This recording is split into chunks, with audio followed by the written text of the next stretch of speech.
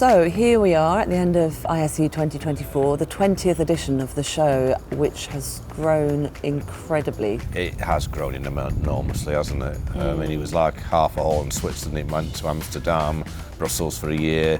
It outgrew Amsterdam and the car parks, and here we are in Barcelona, and it's still growing. The building Hall Zero, all one's full of lighting now. And I just found it so creative, you know, looking at people's exhibits, but going beyond the exhibition centre into the streets of Barcelona, projection mapping on the buildings, technical tours to the Barca Stadium to see the interactive football museum. I wasn't here last year, but from what I can hear from everybody else, it's really up to how it was pre-COVID. Not only got the quality of visitors from around the world, it's not just, I don't know why they call it ISE, because it's ISROW really, isn't it? You see integrators, distributors, end users from everywhere. Going forward, I mean, we've gone from products-based, from AVL, and it's gone into IoT, and now we're talking about AI, and it's like, Simon, it blows your mind, doesn't it? The scale of the show is maybe holds some aspects of it back, because there is just so much to see in such a short pace of time. Can you really absorb it all? Like, for all that IT has been the buzzword at the show, what have I really seen IT-based that's practical and helping people's lives? We've just literally come from the QSC booth, haven't we, Richard, where we were seeing their Sear Vision AI automated tracking functionality.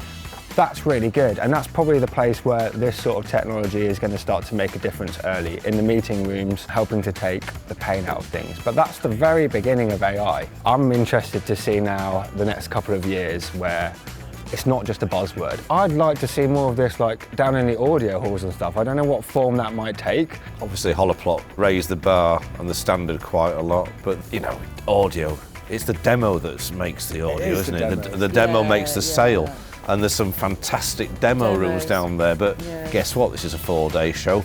Can you invest a day of time going to all the demos? It's a tough one. I thought the demo rooms were great. They are just a long way away though. So I've made it down there once. I made a concerted effort to stay for a while and try and see as much as I could, because I knew I probably wasn't going to have much time to go back again. But by the same token, massive demo rooms, really well laid out, no sound contamination between the places as well. The audio hall in Hall 7, compared to years of old, they're almost on an equal par now with video. All right, video's getting a little bit slightly footfall, and the 2 and 3 were just crazy. You needed a traffic light system at times to go through those intersections, it was so bad. But 7 was certainly, when the waves of people got through to Hall 7, there was interest there.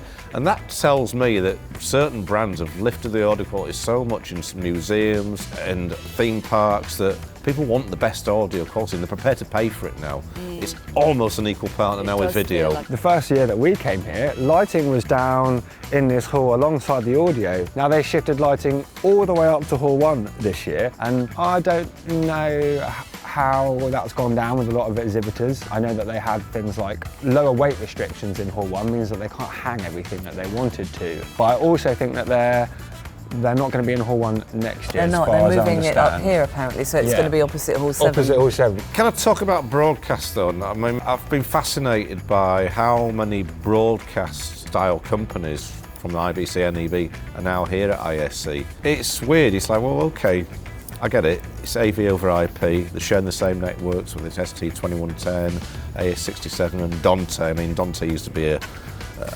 protocol, now it's a platform and everyone's on. They've got like 600 manufacturers, 4,000 products, but if it was a fraction of that, and they're getting the AV companies in there now. And you ask these broadcast focused companies why they're here, and it's because AV demands broadcast quality for streaming, for networks, for reliability.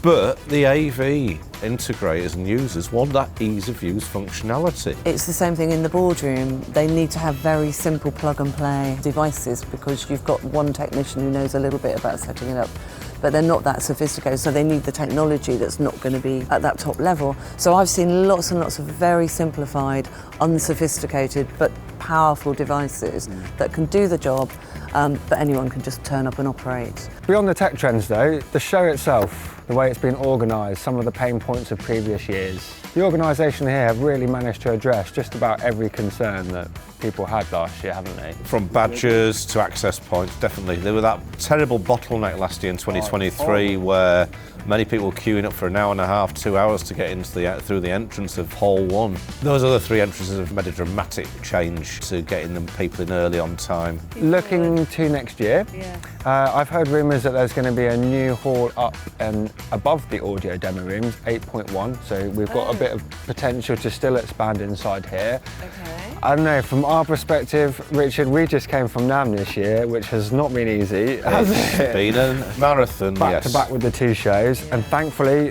that split's shifting. So ISE will go back to February. There is an argument that you could just do this show, see everybody, see all the technologies you need to see, not have any other show to go to. I could do 2 weeks here, not go to another trade show the rest of the year. Sorry, everyone else. Well, I'm quite happy that the doors are about to shut in an hour's time, come on, and I the sun think is I'm out. ready to go. Let's go and get a beer.